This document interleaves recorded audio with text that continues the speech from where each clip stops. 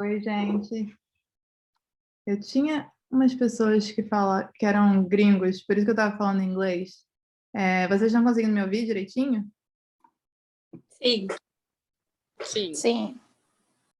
Eu vou só esperar mais um tempo, porque tem gente ainda entrando. Mas se for todo mundo brasileiro, eu vou fazer em português.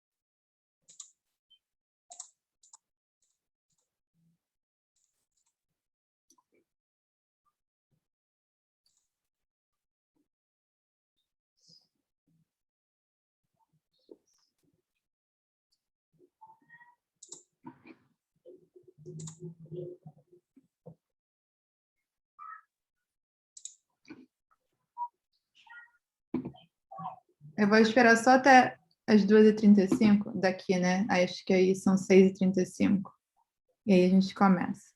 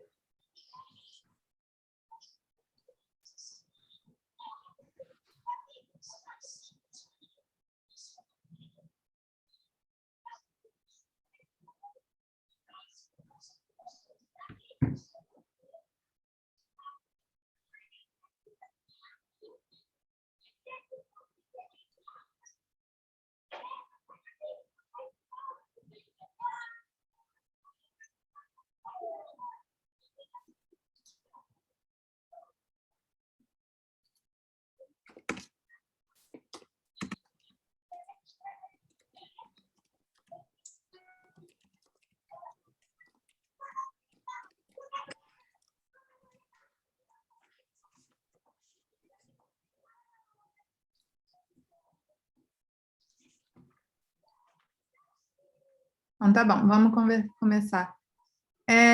Eu acho que todo mundo é brasileiro, então eu vou fazer em português. Se tiver alguém que não seja brasileiro, tem um nome muito brasileiro, então não sei. Mas eu acho que todo mundo é brasileiro. Só para me apresentar um pouquinho, eu sei que eu já falei com alguns de vocês por Instagram ou LinkedIn. Meu nome é Fernanda, eu tenho 31 anos, eu sou do Rio, originalmente. Eu vim para Los Angeles vai fazer 2 anos. E antes daqui, eu fiz o meu mestrado na Itália, em Milão. Então, eu fui do Rio para Milão e eu vim para cá por causa do meu trabalho de Milão. Então, eu fiz essa reunião porque eu vi que muita gente estava vindo falar comigo por causa da entrevista que eu dei para o Architect US, que me ajudou com o meu processo do visto do J1, que é um visto que você é como se fosse um exchange para trabalho, e eles me ajudaram nesse processo com a minha empresa. Então, eu botei umas perguntinhas que foram meio que as mais comuns que eu recebi, e aí eu queria falar com vocês um pouquinho sobre essas perguntas, e se vocês tiverem outras perguntas no final de todas essas, vocês podem me mandar pelo chat ou falar por aqui, e aí eu respondo o que der para eu ajudar, eu estou aqui para isso. Então, vamos lá. Quando eu terminei o meu mestrado em Milão, eu sabia que eu não poderia ficar meio que na Itália, porque o salário lá é muito baixo, então eu comecei a aplicar para vários lugares que eu achei que tinha uma base salarial mais compatível com não começar a vida, porque eu comecei a fazer mestrado, eu já tinha uma experiência no Brasil.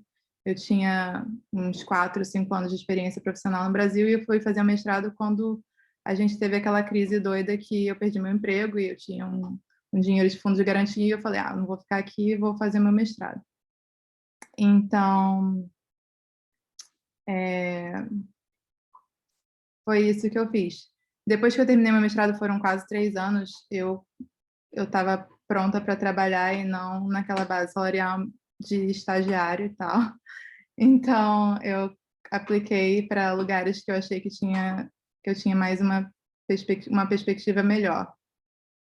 Os Estados Unidos era basicamente meio que tinha as melhores ofertas, mas eu apliquei para Alemanha, eu apliquei para Suíça, lugares na Europa que pagam um pouquinho mais, porque a Itália não é que nem o Brasil, não é muito bom. Fernanda, desculpa interromper, mas tem uma pessoa de fora do Brasil que está pedindo para ser em inglês. Sorry. Oh, sorry, yeah. I'm sorry. I'm going to switch it because we just had Brazilians here and then I think you just joined. Okay. So just a recap, I was just explaining how I got here in the first place. I'm Brazilian from Rio. I have 31 years old.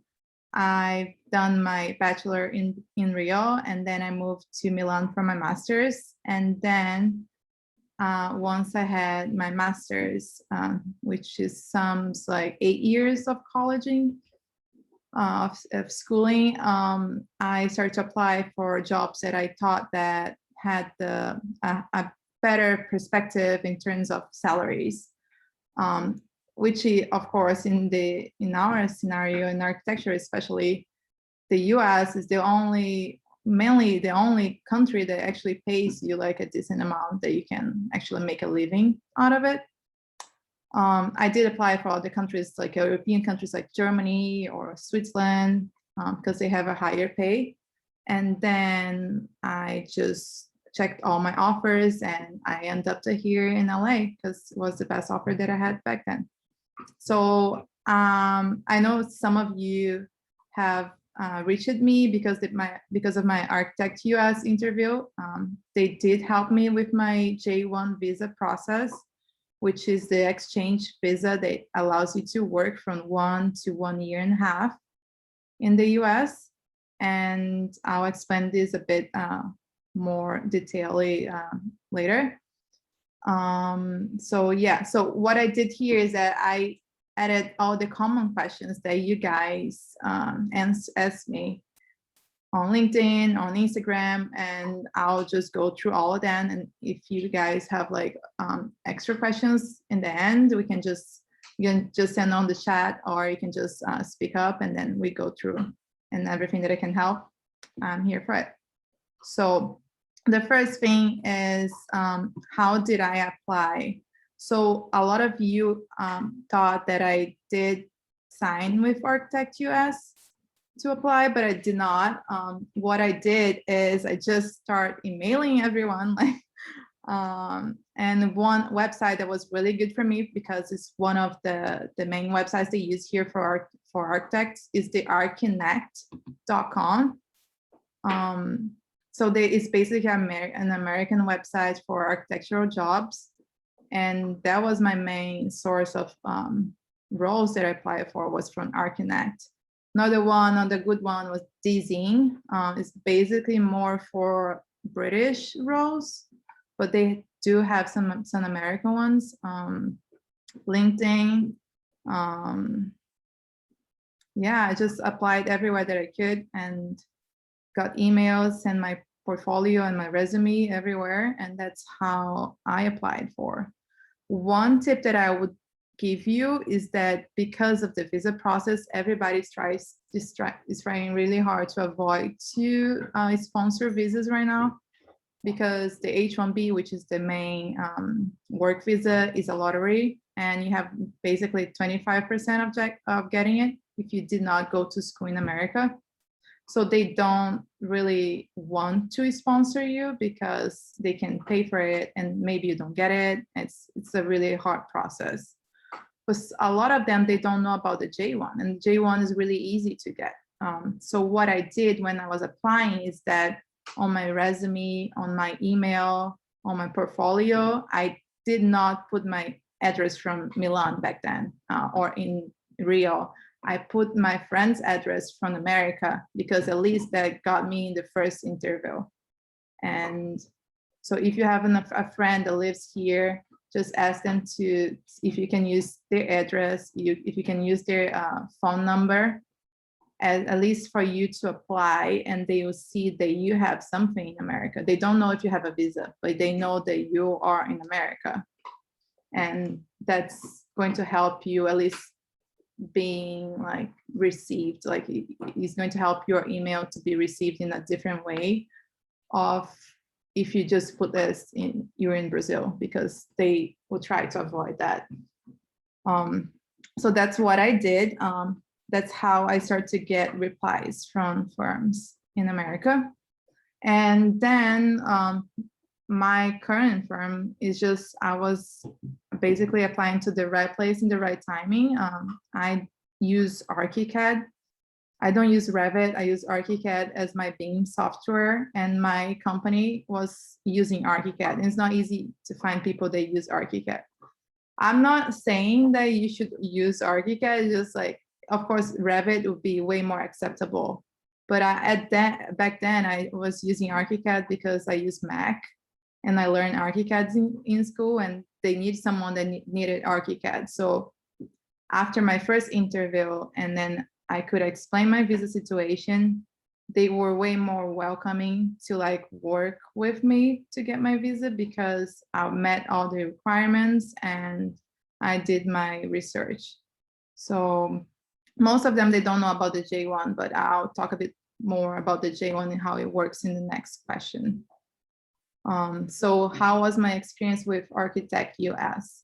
So I did not know Architect US until I got my offer from my firm. They did use Architect US with another colleague from my firm, and they just suggested that I should use them too. So what Architect US does, and I cannot speak about the whole program that they will help you find a job, but what Architect US does is that they have, so the J1 visa works like this. You have an offer letter from the company, which is your employer. And then, since it's an exchange program, they need a sponsor from the US, which is an organization from the US that is responsible for you, for your exchange. And my sponsor is, I think they call ASSE, ASSE, or double E, I don't remember, but it's an organization that just works with Architect US to bring into America. So you need like these three, how to say, actors in your file. You need the employer, you need the sponsor, and then it's you too. So the J1 is pretty easy. If you have your employer and you have your sponsor, it's just a matter of filing it, and it takes like 30 days to get your visa. It's like really fast and really easy. There's no cap. It means that you don't have to go through a lottery. And there are two different kinds of J1. There's the J1 for interns. And what is going to label you as an intern is that, do you have any other work experience prior to your J1? If you don't have, and I think they ask for at least 1 year of experience, if I'm not mistaken. If you don't have any year of experience working, you have to come as an intern. And the intern J1 just lasts for 1 year. The trainee is that the one that lasts for 1.5 years max. And you should have work experience prior to it. So what happened to me is that I worked in Brazil for 5 years, and then I went to Milan for my master's. Since my last experience was school, they had to put me under an internship. even though I had my experience. And the fact that you come in as an intern doesn't mean that you have to be an intern in your job. It's just a way of being legal in the country. So I always had like a project captain role, which is, they call it project captain, but it's just a mid-level. So you're not a designer anymore. You're just a mid-level experienced architect. And I have like a project manager on top of me. On top of me is really wrong, I'm sorry. Leading me. So yeah, so it's just a matter of like you coming in a label, and it's more about the timing of it. It's better to come in as a trainee, of course, because you have like half year more time to stay. So another question was the documents that are required. So because it's not a school, it's just a job, you don't have to do any translation of your scripts or your degree, or all that process that you have to go through because of school. You just need to present your original, and they just need to confirm that you did go to architecture school and you have like a legal reason to apply to be an intern under J1. So you don't really need to do all the crazy process that you have to go through for J1 as you would go for an F1, for example. F1 is the visa for students, and you have to translate everything. You have a lot of things, and they have to be stamped. They have to be like real transcripts and all that. You don't have to go through that. You just, I don't remember that well what they asked for, but I think just the original ones, maybe my degree and my resume and my portfolio, and that's it.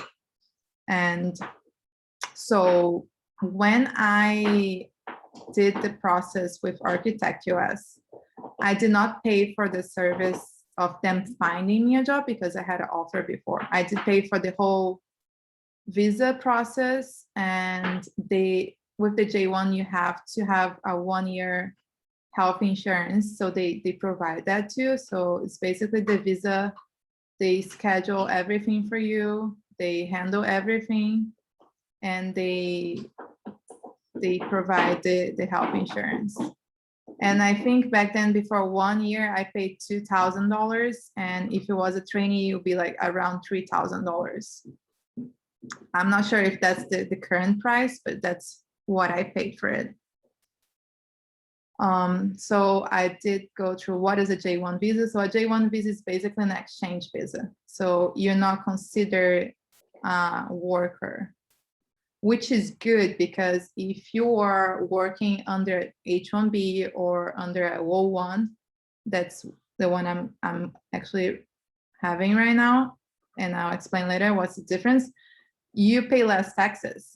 So an American right now would pay around 27% of taxes under their salary, and the J1 is like the same as the F1, and you pay around 18%. So it's like a 10% difference in taxes, which means you get more money for your salary. But that's a problem. The only problem will be like the 1 year max or 1.5 years max.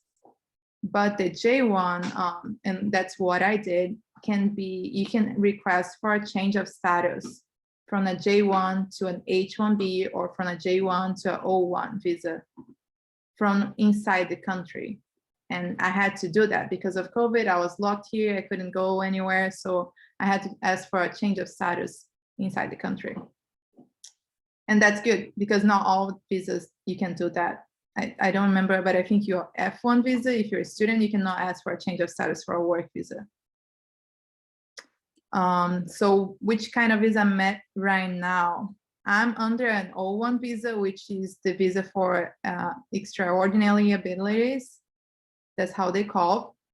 You basically need to put together a lot of documents to prove that you're under the 1% most skilled professionals in your field.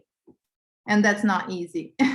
So most people don't know that this visa can be applied for architects, because this is the kind of visa the actors and musicians, they use to come here.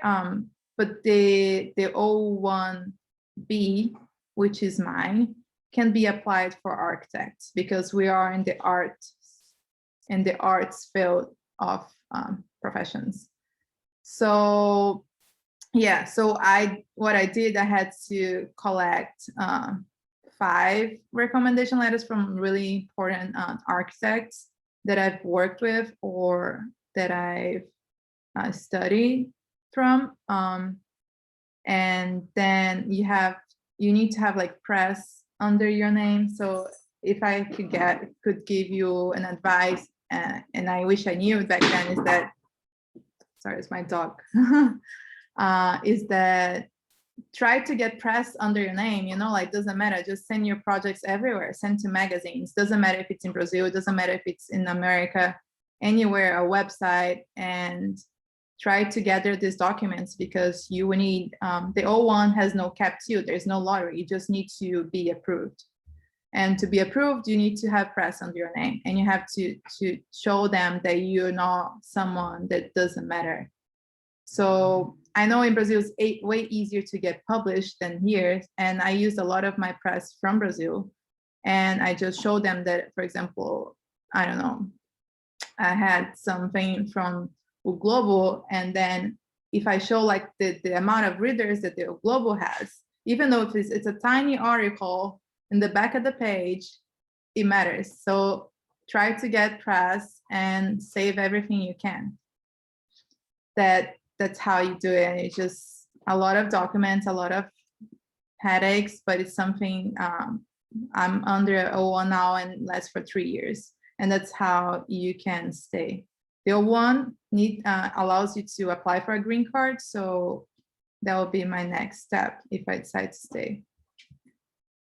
The H1B is the most common work visa, but since Trump, there's a lottery to get it, which means that it doesn't matter if you have an offer letter or an employer that's going to sponsor your visa, you need to go through the lottery.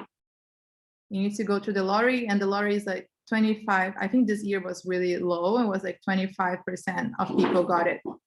I tried the H1B for 2 years and I did not get it. That's why I applied for the O1.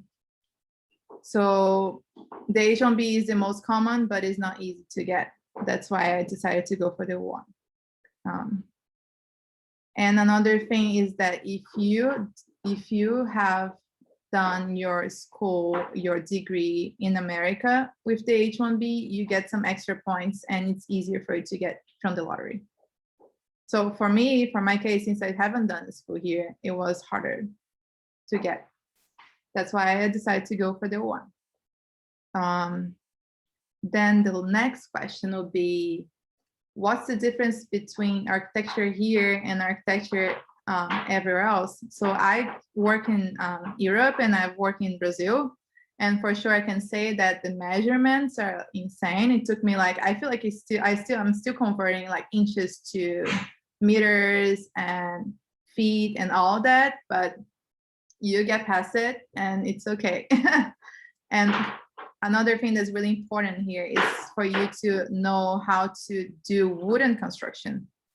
All the constructions here are wooden constructions. So you need to know all the platform design and how big are the studs, how are they built, and that's one thing that they actually require. If you're applying for a job, normally they ask you to know the method of construction that they use here, and that's really important. Another really important thing to know, and I did not know beforehand, is the building codes. So in the US, every state has a different building code, which means every state is a different country. They have different laws and they have different building codes. And accessibility design here is really, really important for them. And it's like they will not allow you to enter a building if a bathroom is done and you have like a ½ inch difference from the required clearance in front of your toilet, So that's another thing that's really important for them. And it is important because you really need to know in order to design. And I work with affordable housing, which is way worse because they need to comply with everything and they need the approval from the government. So I did not know anything. Everything happened really fast for me, but if you can, and if you show that, you know, I'm pretty sure that this would be a good thing for your interview for the job you're applying. I can send you guys a website for the billing codes that I use to. Every single day I'm checking the codes because there are a lot, but it'll be good if you knew like the base of it. And I can send you guys the website that I use for research. But that's like the main difference. Like in Brazil, you see like ramps with like 10% of inclination, and here, if you build something there's like more than 8.3%, they're not going to let you occupy the building. So everything is really like strict, and they take it a lot really seriously. So I think this is the main difference what I thought like was really hard to adapt. Basically the measurements was like really tough in the beginning. Like right now I still feel like I know everything, how big they should be in inches, but I don't have like the proportion in my head of like how big that is. Sometimes like it's really difficult, but you get used to it and it's okay.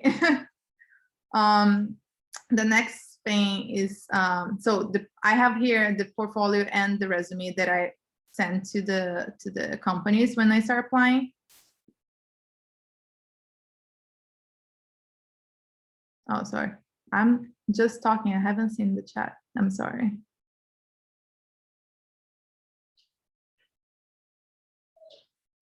How do I manage to get a sponsor for the J1 visa? So the sponsor, it's if you work with Architect US, they have their own sponsor. So as long as when you're talking about sponsor, are you mentioning the employer or are you mentioning the sponsor that actually does the paperwork? I don't know. Lavanya, who asked.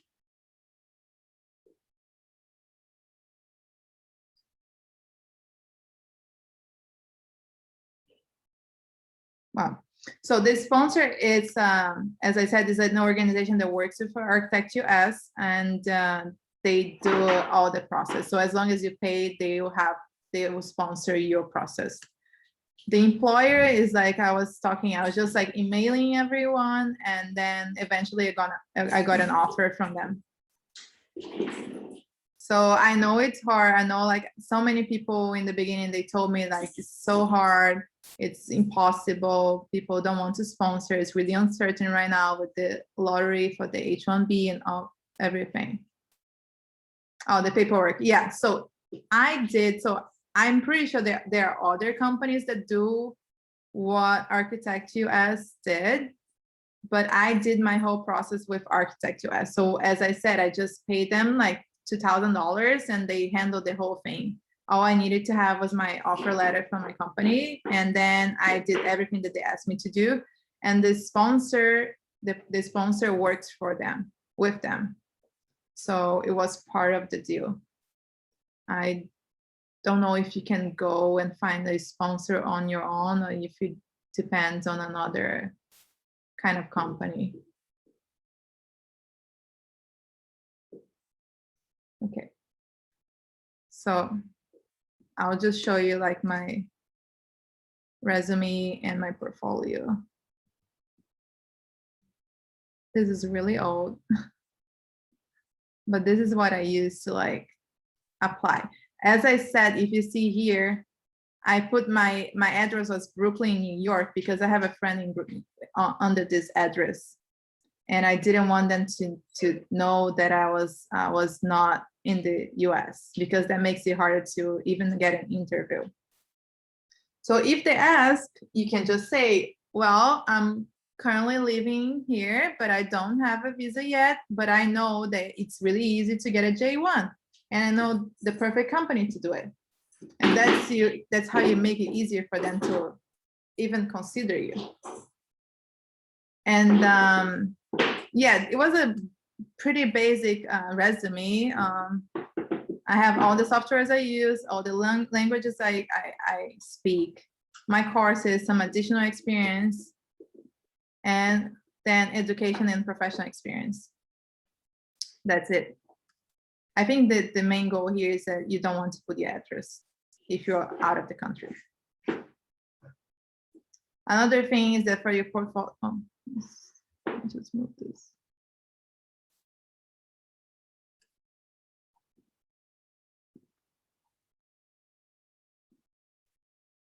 For your portfolio, you don't want your portfolio to be more than 10 megabytes. You don't want your portfolio to be heavier than whatever they want to download. Some firms, they will say like, I want you to send me a 5 megabytes portfolio. Some firms will say like 10 megabytes. If they don't say it, I was sending them the 10 megabyte portfolio. And that's not an easy task to do a portfolio in 10 megabytes.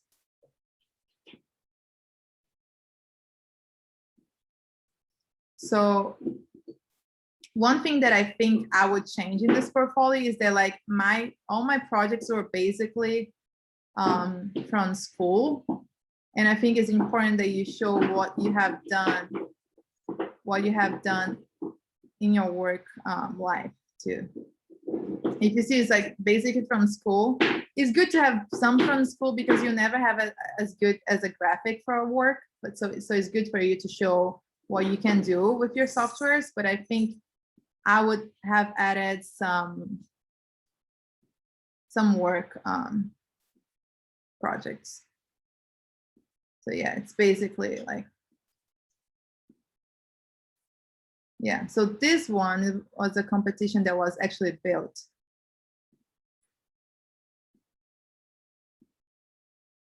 But the rest was basically school. And I have some competitions that I did for work, but they were not like actually built. I think it would be important to showcase to like construction, under construction projects, everything that you can showcase why they should hire you. And then I added some like recommendation letters in the bottom.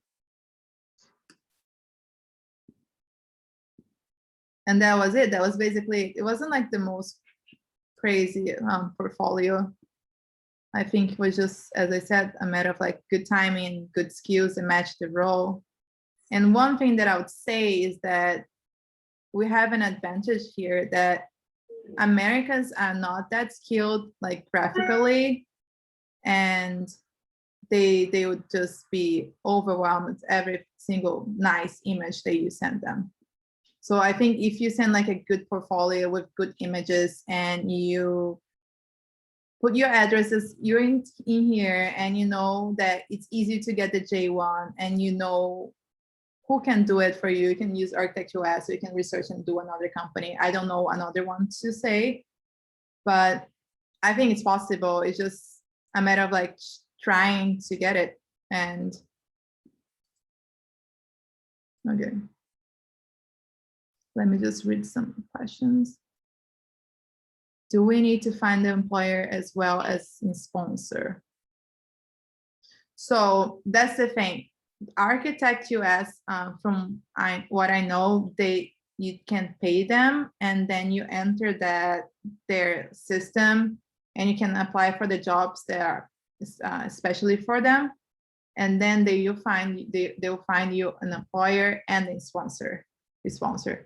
But if you can go on your own and try to find your employer, and then you can hire another company to do the sponsorship. So I think it's up to you. I don't know if it's like a done thing that they will find you an employer if you pay to join their network. I'm not really sure how that works. But what I did is that I found my employer, and then I had to use a sponsor, and then I hired them for that service. Did you send the same portfolio for all the firms or had some small changes? I sent the same one for everywhere. what I did is that some of them, they require you to write a cover letter, and I will change my cover letter according to the firm. It's good for you to send a cover letter as well. If you have the time to write like something really nice, it's good, and it shows like you know what you're doing too.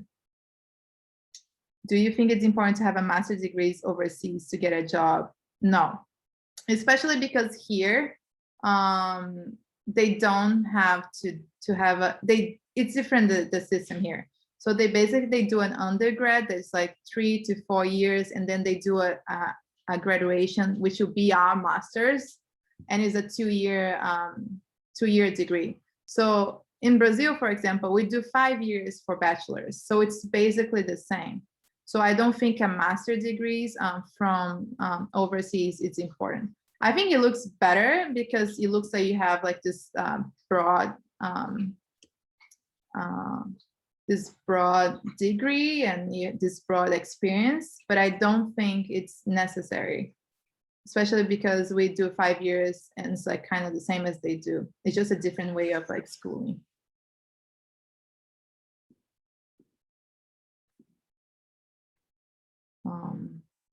So yeah, does anyone have another question?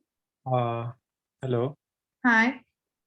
I would like to ask you, like, I'm a student here in Milan, and like I'm doing an internship here in Milan right now.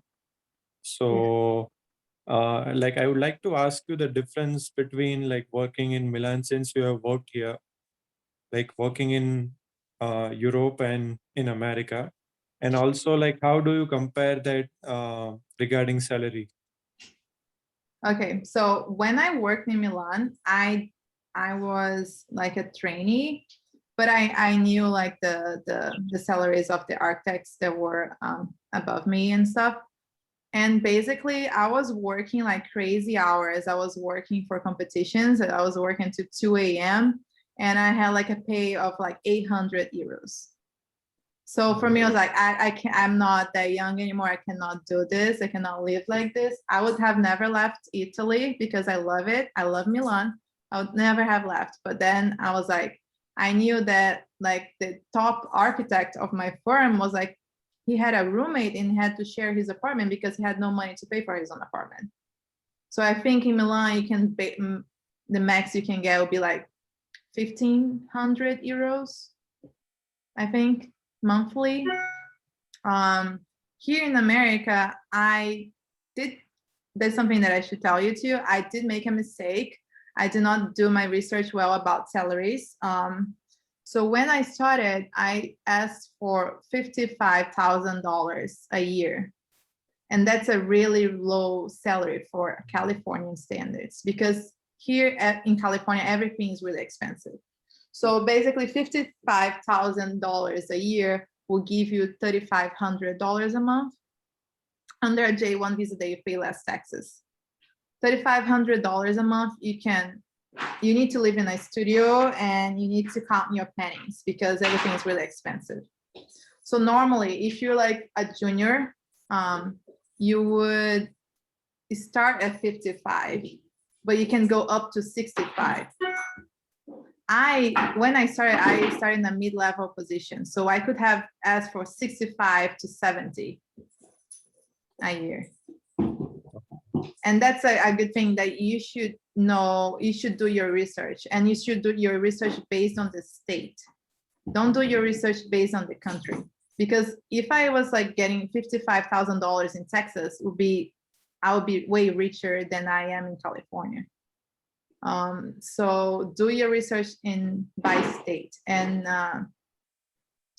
yeah, so here in California, a mid-level architect will get like $65,000 to $80,000 depending on your role. A project manager, so project manager get more money. Project manager can get like 6 figures, like $100,000. It's normal for a project manager to get. But if you're starting, yeah, I think you should go for like 65.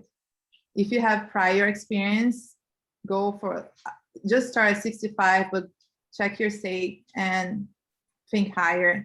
they will never give you whatever you ask, so always ask for more. Yeah, like actually, I have experience. Like I have done a 5-year bachelor's from India, and then I also have work experience. But still, like here in my internship in Milan, like it's unpaid. Like you know the Yeah. situation here. So, like I was just curious if they consider the experiences in other countries like equally to like, because when I ask for a higher pay, but my experience is in a different country, like is it considered or not? So they consider your experience, but I have been told, for example, in my current job that what I did is like, I knew I was being underpaid, and I came in my 1-year review and I was like, I showed them the AIA, which is the architect organization from America. And they have, if you enter AIA, they will say, based on your years of experience and your role, how much is the range of the salary. So that's a good thing for you to base your research. And I did that research, and I went there and I showed them, and they told me like, I cannot pay you as an American because you don't have all your experience in America in my first year review. So that can happen. I don't think it's fair, but that's how it is. I think in the end, they will just try whatever they can to like not pay you whatever you ask, but you should always try. Yeah. Yeah. Thank you. Thanks a lot. No problem. Let me, okay, could you tell us about how were the interviews? The interviews, so when I did for my my current job, they were both via Zoom. I don't remember Zoom or Google Meet back then, but they were via Zoom, and they were pretty normal. Actually, they ask about the role, they ask about your experience, they talk about your projects in the resume. Is pretty standard. As long as you prepare and you have all the answers, and they will ask about your visa situation. So just be ready with all the tips that I give you to give them solutions and not problems. And I think that's going to be okay. Do they ask for do they ask that you study anything with the J1? No, you don't have to study anything with the J1. The J1 is not a student visa. The J1 is an exchange visa. And you can work full-time. With one difference between the student visa is that you can work part-time. So another way, I have friends that did that. Another way of coming here is you pay for like an English course, or you pay for like an MBA.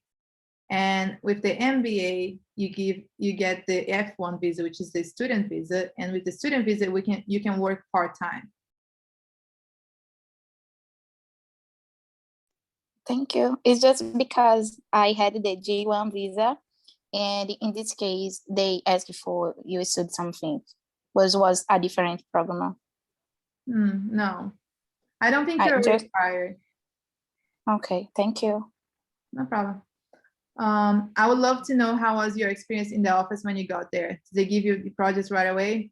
So one thing that was like really annoyed is that I came here and I was one of the only ones that would know how to use ArchiCAD. As I said, I think was the main thing why they hired me. And I was basically drafting all day.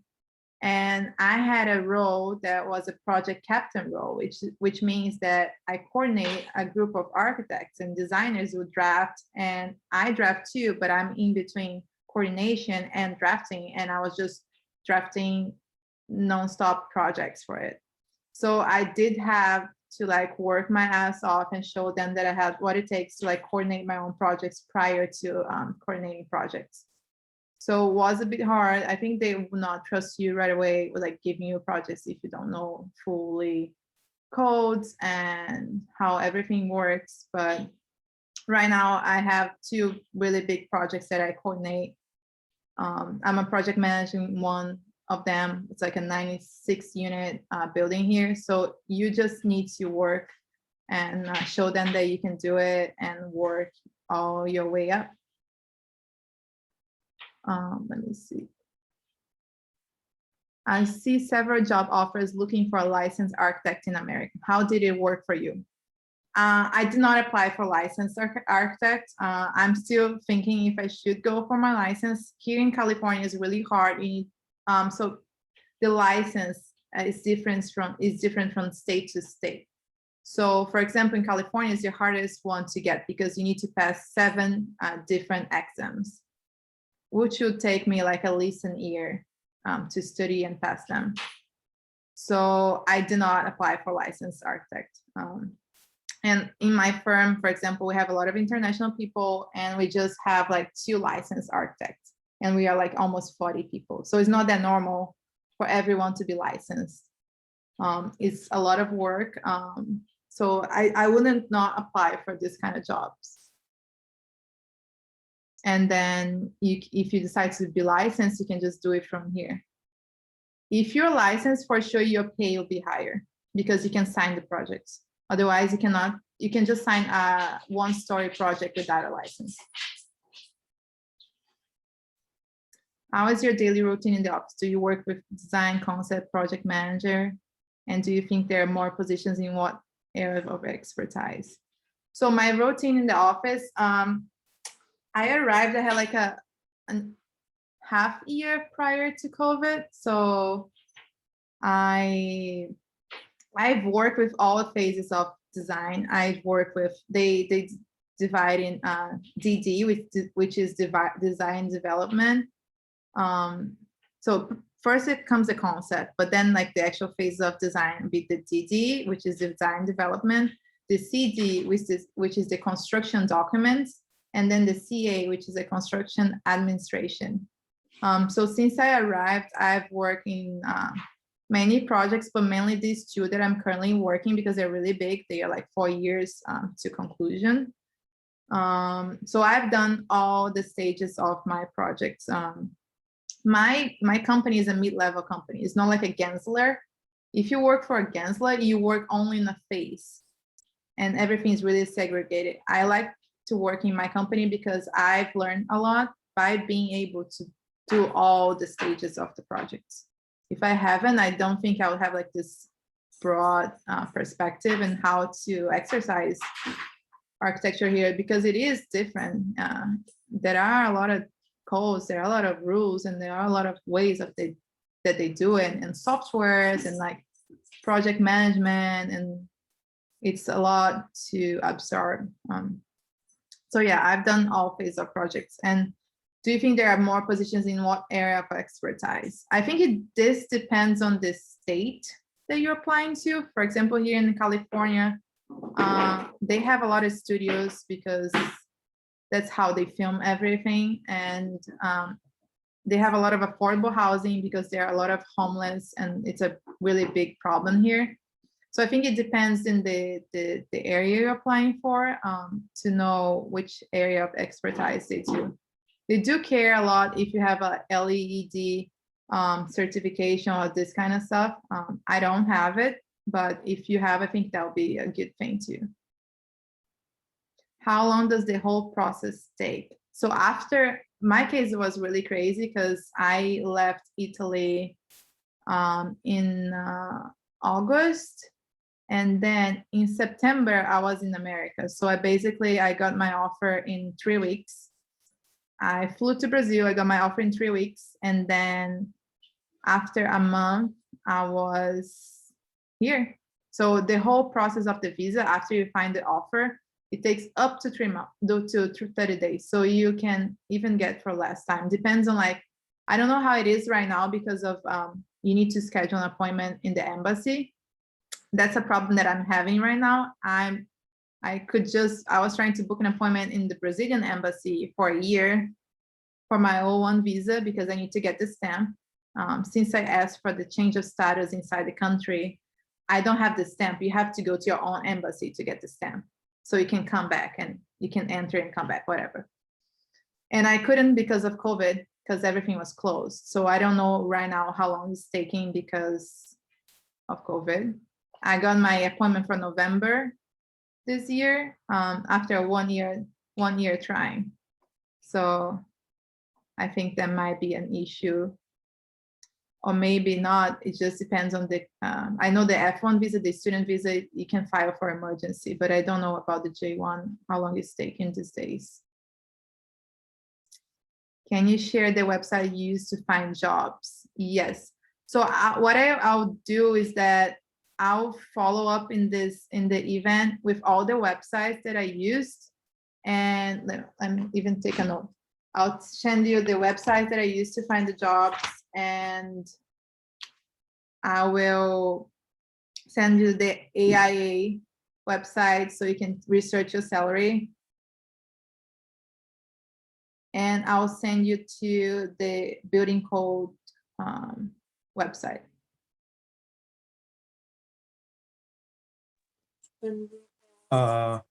I wanted to ask you, like, since you would have also applied to like in different regions in US, like, do you think like it is easier to get into a certain state, like in comparison to others?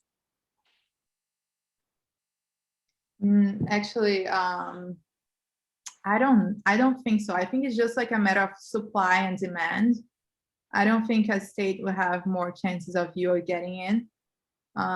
For example, I was just applying for the states that I wanted to live in. Like, I did not apply for like really cold states, and I don't know. I just apply like to whatever I wanted to live in. But I don't know if there's higher chances of going somewhere. I think it's just like a matter of you checking if the position fits your profile and if that's a location that you want to go, and then trying your luck. Okay. I can share, yeah, I'm recording this meeting, so I can share it with you later on the link. Like as you said, like the J1 visa is for 1.5 years. So like, can we renew it like at the end, or do we need to change it to another status? The J1 visa cannot be renewed. I think depends on your nationality, but mainly it cannot be renewed. What you could do is that you need to come back to your country, stay 2 years, and then come back again. So like, so in your case, you converted it to O1. Yeah, so I changed my status to O1 because I couldn't renew my J1. Okay, and like it's normal to convert from J1 to O1, or like is there a lottery or some other system? There's no lottery to convert. It's just a really document demanding petition. It's like you need to really prove that you deserve this visa so they can give it to you. But that's the good thing. If you take your time and you have all the press that I said, all the good recommendation letters, and you do your petition like really perfectly, you get it. Okay. And like the company that you mentioned, Architect US, like they also help with it. They do. They did tell me that they do this. They could send me a lawyer that would do. I did not go with their lawyer because it was really pricey. I went with another lawyer. If you guys want the contact too, I can give it to you. It's just because they were charging me a lot of money. I didn't want to go with them, so I found another lawyer that a friend of mine did his. So I did with the same lawyer. Okay. Because the difference between the J1 and the O1 is the J1, as long as you have your employer offer and your sponsor, which would be Architectural S and ASE, you'll get it. You don't need approval. The O1, you need to get approved because you need to prove that you're high skilled. Okay.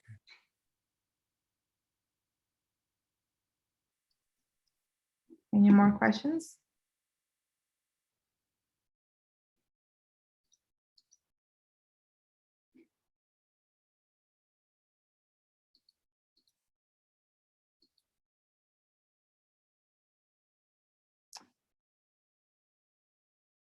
You didn't send recommendations for J1 visa?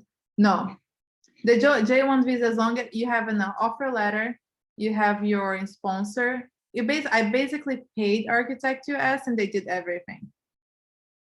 They even like schedule my meeting. I just had to show to the embassy, and they approved me, and I got my stamp. It's like you're doing the tourist visa or the student visa.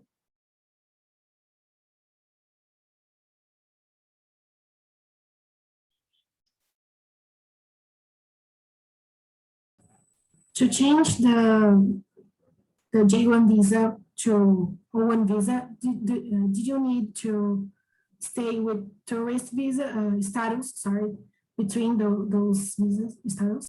No, so that's one good thing, like or bad thing. It depends on your perspective.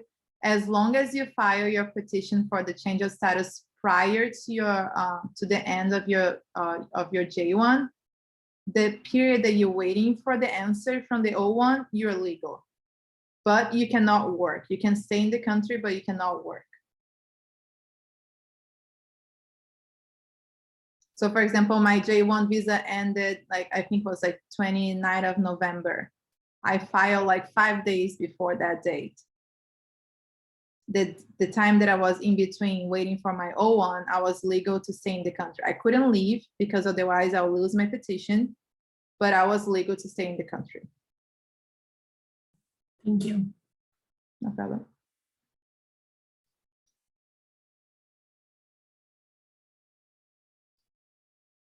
So I think there's no more questions.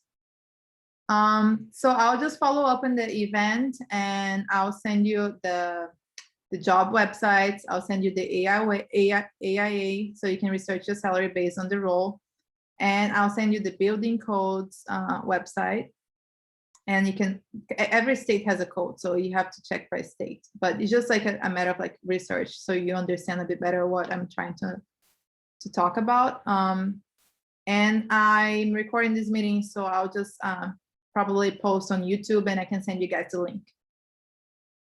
I appreciate everyone's time. I hope that was clarifying. And if you Thank guys you for your time. It was amazing, really.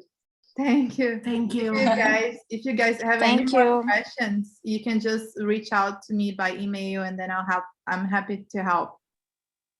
Which email do you prefer us to contact you?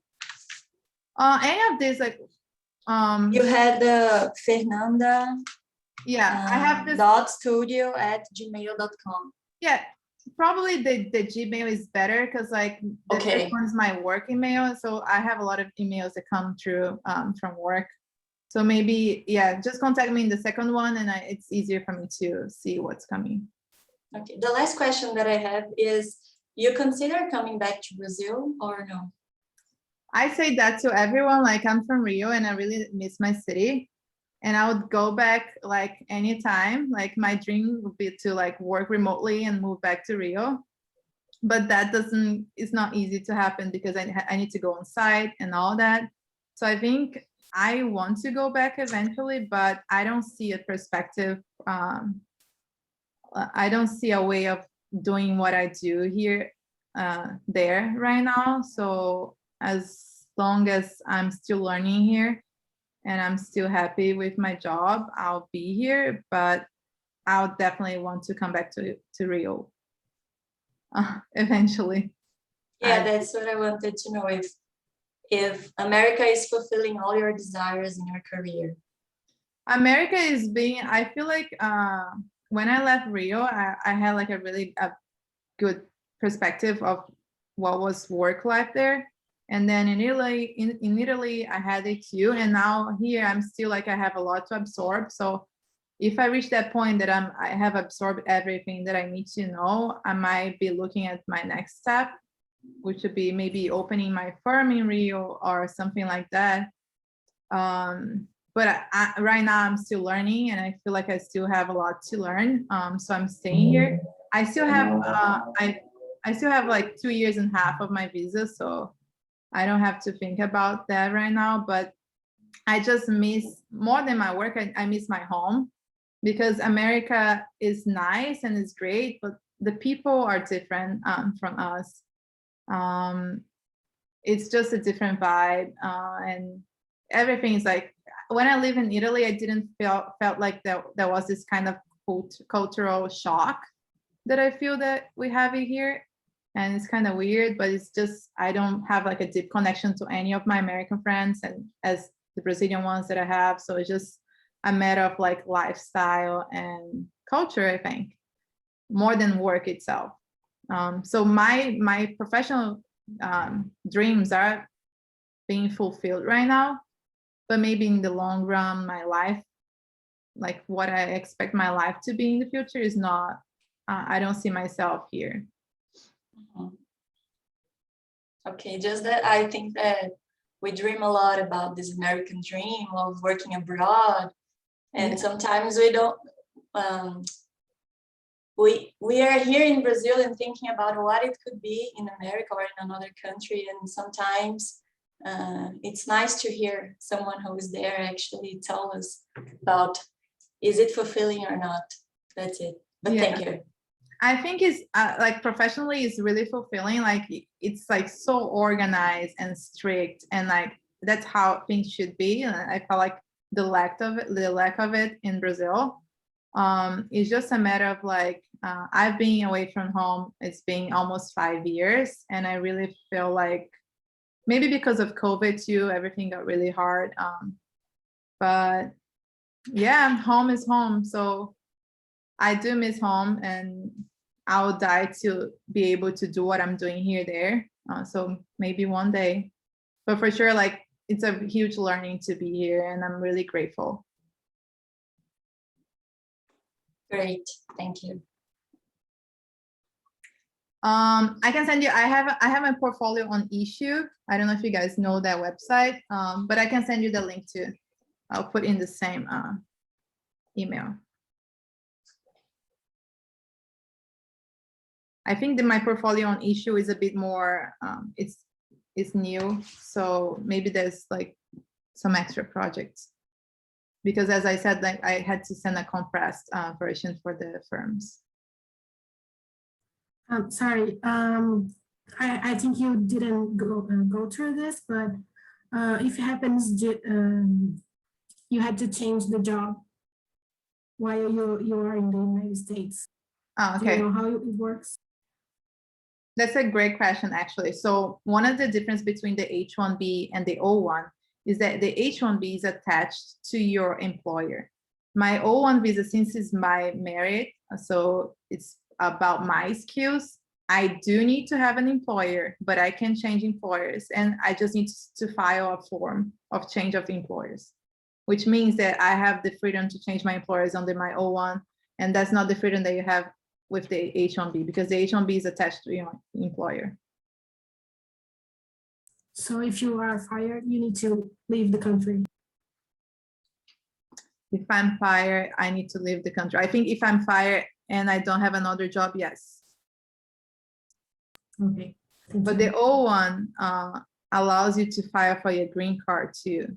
So maybe if I got fired, I can file for my green card. I don't know how would that work, because I never checked. But for example, I could apply for my green card right now.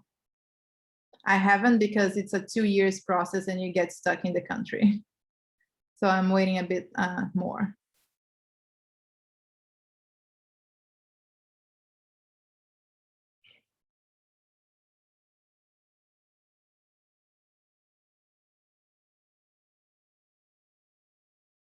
Okay.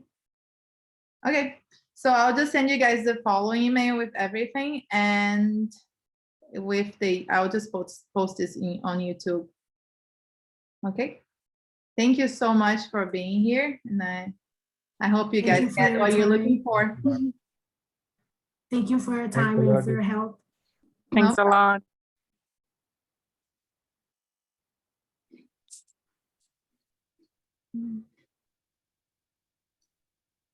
Bye. Bye. Bye bye. Thank you. Bye. Yes, ma'am.